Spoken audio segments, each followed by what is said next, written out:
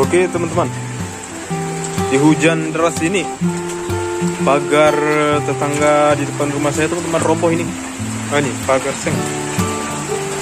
Di sini musim hujan teman-teman. Jadi anak por hujan teman-teman. Hampir tiap hari mau hujan saja di son. Sono mah penampakan na bawa.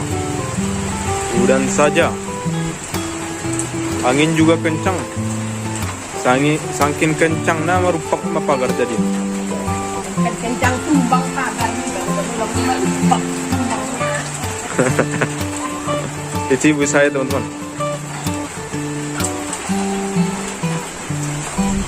Jadi di tempat teman-teman hujan doa atau indah.